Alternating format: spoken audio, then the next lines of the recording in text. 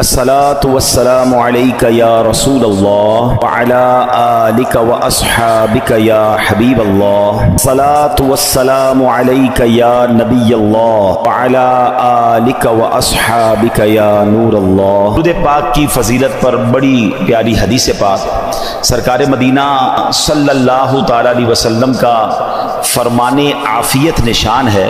اے لوگو، بے شک بروز قیامت اس کی دہشتوں اور حساب کتاب سے جلد نجات پانے والا شخص وہ ہوگا جس نے تم میں سے مجھ پر دنیا کے اندر بکثرت درود شریف پڑھے ہوں گے. ہم الحمدللہ ہر جمعے ہی تقریباً یہ حدیث پاک سنتے ہیں کہ جس کا مضمون ہے کہ جو کوئی شخص جمعہ کے دن 200 بار درود پاک پڑھے، حدیث پاک کے مضمون کے مطابق اس کے 200 برس کے گناہ معاف کر دیے جاتے ہیں. صلو علی الحبیب صلی اللہ تعالی علی محمد صلی اللہ علیہ وسلم.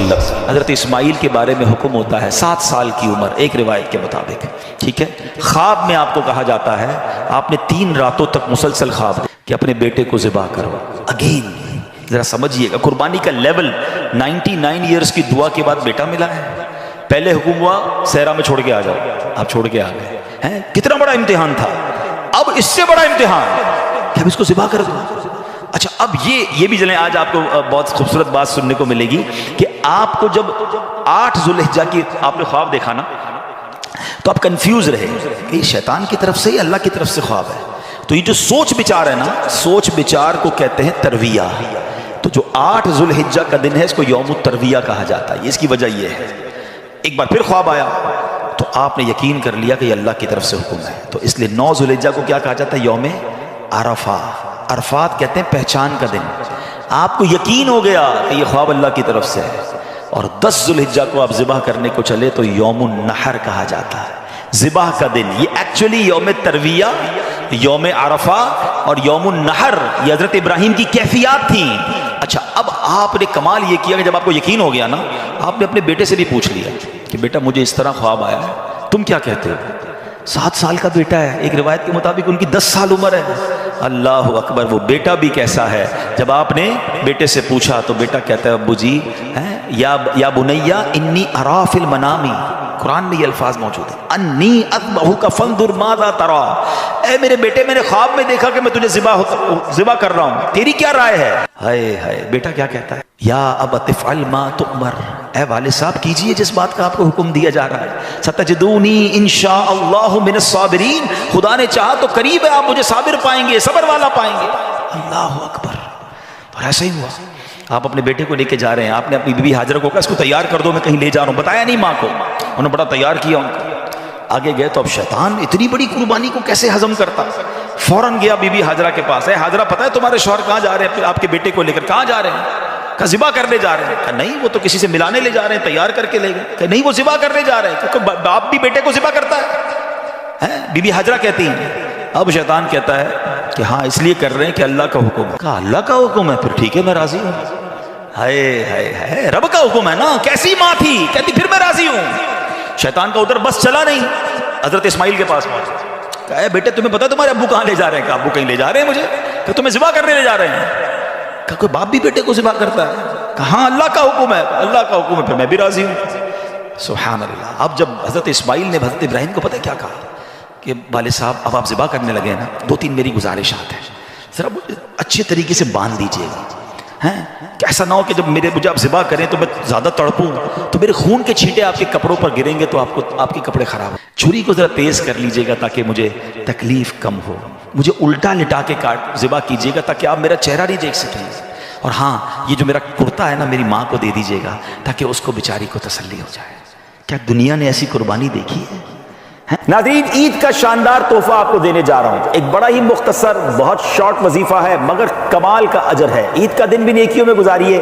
وظیفہ کیا ہے؟ جو شخص عید کے دن 300 مرتبہ سبحان اللہ و بحمدہ پڑھے اور تمام فوت شدہ مسلمانوں کی یعنی جو دنیا سے چلے گئے مرحومین ہیں ان کی ارواح کو، ان کی روحوں کو ایصال ثواب کرے تو ہر مسلمان کی قبر میں 1000 انوار داخل ہوتے ہیں. اور جب یہ پڑھنے والا خود مرے گا تو انشاءاللہ اللہ کی رحمت سے اس کی قبر میں بھی 1000 انوار داخل کیے جائیں گے. سبحان اللہ و بحمدہ 300 بار پڑھنے میں بہت تھوڑا وقت لگتا ہے.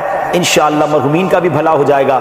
پڑھنے والے کا بھی بھلا ہو جائے گا۔ امید کرتا ہوں اس عید کو یہ وظیفہ ضرور کریں گے اور اس میسج کو بھی عام کریں گے۔ اب سنو، حضرت ابراہیم نے بالکل ویسا ہی کیا، آپ کو باندھ بھی دیا، آپ کو لٹا بھی دیا ہے، اور آپ نے چھری چلا بھی دی۔ چھری کا کام کاٹنا ہے، اللہ چاہے تو چھری نے کام نہیں کرنا نا، آپ نے اپنا کام پورا کر دیا، وہ تو کر چکے جو کرنی بشر کی ہے۔ مگر پھر کیا ہوا؟ سبحان اللہ، یہ امتحان ختم ہوا اور اب آسمان سے آواز آئی۔ حضرت ابراہیم بالکل اوپر بیٹھے ہیں اور چھری چلا رہے ہیں، تو اوپر سے آواز آئی، سبحان اللہ، اللہ اکبر، اللہ اکبر۔ آپ نے جب سر اٹھایا تو دیکھا جبریل امین جنت سے مینڈھا دمبا لے کر آ رہے ہیں، تو آپ سمجھ گئے میرے امتحان کا وقت پورا ہو گیا ہے۔ بے شاختہ آپ کی زبان سے نکلا لا الہ الا اللہ واللہ اکبر۔ تو حضرت اسماعیل تو نیچے لیٹے ہوئے تھے، وہ بھی سمجھ گئے کہ لگتا ہے ہمارا امتحان پورا ہو گیا۔ وہ کہتے ہیں اللہ اکبر وللہ الحمد۔ یہ جو عید والے دن تسبیح پڑھتے ہیں نا، کیا یونیک تسبیح ہے، کیا یونیک تکبیر ہے، کن تین شخصیتوں کی زبان سے نکلا ہے۔ پہلا پارٹ حضرت جبریل کی آواز میں is the middle part of that تکبیر حضرت ابراہیم نے ادا کیا ہے، اور آخری حصہ ہے حضرت اسماعیل کی زبانی۔ ذرا سوچو تو صحیح کیسا منظر ہوگا، ذرا مل کے تکبیر پڑھیں اور اس منظر کو یاد کریں۔ اللہ اکبر، اللہ اکبر، لا الہ الا اللہ واللہ اکبر، اللہ اکبر وللہ الحمد، اللہ اکبر، اللہ اکبر، لا الہ الا اللہ واللہ اکبر، اللہ اکبر وللہ الحمد۔ ہمارے بچے، ہماری فیملی قربانی کو ہم نے فیسٹیول بنا دیا ہے، گائے آ رہے ہیں، بکرے آ رہے ہیں، انجوائے ہو رہا ہے، گھوم آ رہے ہیں، پھر آ رہے ہیں، اور پھر باربیکیو پارٹیاں۔ کبھی تو یاد کرو یار، کیا ہوا تھا، یہ کیوں کر رہے ہیں قربانی، یہ کیسی قربانی کی داستان ہے، کب بتائیں گے ہم، کب اس کو سوچے تو صحیح۔ ہمیں خدا کی قسم ایک بار ان کو ہمیں زندگی میں اگر ہمیں بھی یہ کہہ دیا جائے کہ چلو ہر سال نہیں، زندگی میں ایک بار آپ بھی اپنا ایک بچہ ذبح کرو، کیا حال ہوگا؟ کتنی بڑی آسانی، بکرے کاٹو، گائے کاٹو، خود ہی کھاؤ، انجوائے کرو۔ شریعت نے کتنا آسانی کر دی ہم پر، لیکن اس قربانی کو تو یاد کریں نا۔ پھر اس سے سیکھنے کو کیا ملا کہ یہ وہ لوگ تھے کہ جن کی ان واقعات کو پڑھ کر کبھی تو احساس ہو یار کہ کبھی مال کی قربانی دینی پڑے تو میں حاضر، کبھی وقت کی قربانی دینی پڑے تو میں حاضر، کبھی اپنی خواہشات کی، اپنی ڈیزائرز کی قربانی دینی پڑے تو میں اللہ کے لیے دوں گا۔ اور اللہ وہ دن لائے جب جان کی قربانی دینی پڑے، تم بھی اب پیچھے نہ ہٹے کہ یا اللہ جان بھی تیری ہے، تو نے تو دی نا جان، اے اللہ میں راضی۔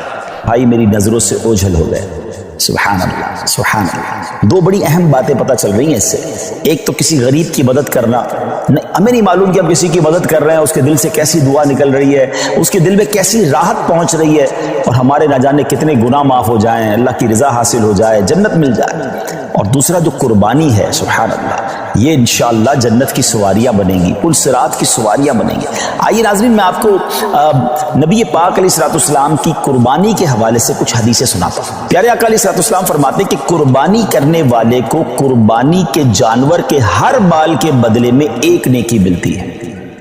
We can't able to count our hair، ہم اپنے سر کے بال نہیں گن سکتے، تو قربانی کے جانور کے سر پر کتنے بال ہوں گے، یہ پورے جانور پر کتنے بال ہوں گے، تو جانور کے جتنے بال ہیں، ہر بال، ایوری ہیئر کے مقابلے میں اسے ایک نیکی ملتی ہے۔ یعنی اٹ مینز اگر کوئی قربانی کرتا ہے تو اسے ملینز اینڈ ملینز نیکیاں ملتی ہیں۔ مبارک ہو انہیں جو قربانی کرتے ہیں۔ ایک اور جگہ نبی پاک علیہ الصلوۃ والسلام فرماتے ہیں جس نے خوش دلی سے طالب ثواب ہو کر قربانی کی تو وہ آتش جہنم سے حجاب یعنی روک ہو جائے گی۔